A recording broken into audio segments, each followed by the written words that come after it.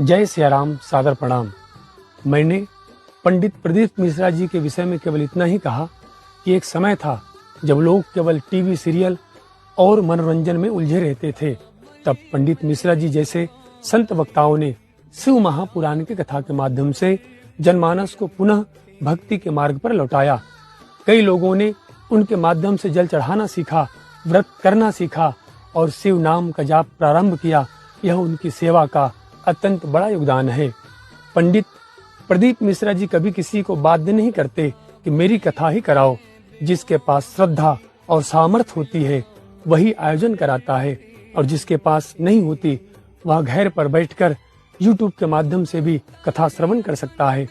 आज नग्नता और विकृति फैलाने वाली फिल्मों को लिए देश में करोड़ों रुपए उपलब्ध है, तो क्या सनातन धर्म की बात करने वाले संतों के लिए पारदर्शी आयोजनों की व्यवस्था नहीं हो सकती? हर संत और प्रचारक का जीवन भी एक तपस्या है। वे भी अपने परिवार, शरीर, सेवा के लिए व्यवस्था रखते हैं। क्या हम स्कूलों में पढ़ाने वालों से कहते हैं कि तुम्हें ज्ञान देना है, मुफ्त पढ़ाओ?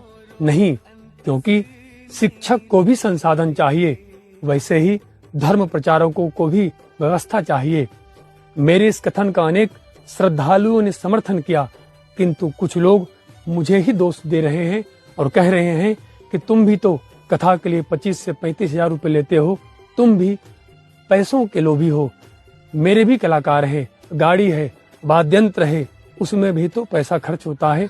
दूरी देखकर मूल्य तय किया जाता है। तो ऐसे लोगों से मैं केवल इतना ही कहना चाहता हूँ, संस्कृति बिगाड़ने वालों के लिए तुम्हारे पास करोड़ रुपये है, लेकिन संस्कृति को संवारने वालों के लिए 1 रुपया भी नहीं। मेरा नाम हिरेश सिन्हा है। यह नाम मुझे मुफ्त में नहीं मिला साहब। इसके पीछे वर्षों की कठिन साधना है, संघर्ष, जोखिम और तपस्या है। मैंने जीवन में जो कुछ भी कमाया वह नाम कमाने के लिए, धर्म की सेवा के लिए सब कुछ लगा दिया। अगर मैं वास्तव में पैसों का लोभी होता तो ऑर्केस्ट्रा खोलकर एक रात में 2 से 3 लाख रुपए आराम से कमा सकता था।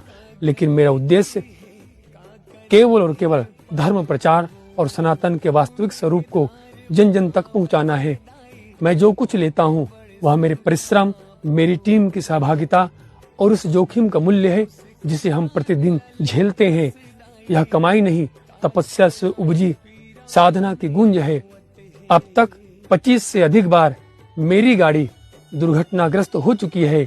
एक वाहन तो पूर्णतः नष्ट हो गया। हम कलाकार हैं, भिक्षुक नहीं। मेहनत का मूल्य लेना अपराध नहीं होता, वह आत्मसम्मान होता है। हम केवल पुरुषार्थ का मूल्य लेते हैं। अब सुनिए, यदि आपको लगता है कि कथा मुफ्त में होनी चाहिए तो ठीक है, कल से हम कथा पूरी तरह निःशुल्क करेंगे, 1 रुपया भी नहीं लेंगे। लेकिन आपको भी सच्चा भक्त बनकर कथा करानी होगी। मांसाहार नहीं करोगे, क्योंकि भक्ति अहिंसा के मार्ग पर चलकर ही फलीभूत होती है, हिंसा के पथ पर नहीं। शराब, नशा, झूठ, धोखा और विलासिता से दूर रहोगे। दूध, दही तक त्याग दीजिए, क्योंकि वह भी हिंसा से जुड़ा हुआ है। दूध हम तक हिंसा से होकर आता है।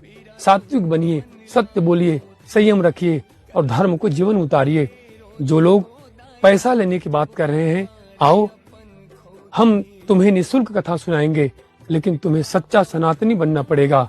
हाँ, एक बात और, जब आप कथा मुफ्त में करवाएंगे तो कृपया शिकायत मत कीजिएगा कि संगीत क्यों नहीं लाए, क्योंकि यहाँ विषय संगीत का नहीं, सिर्फ कथा का है।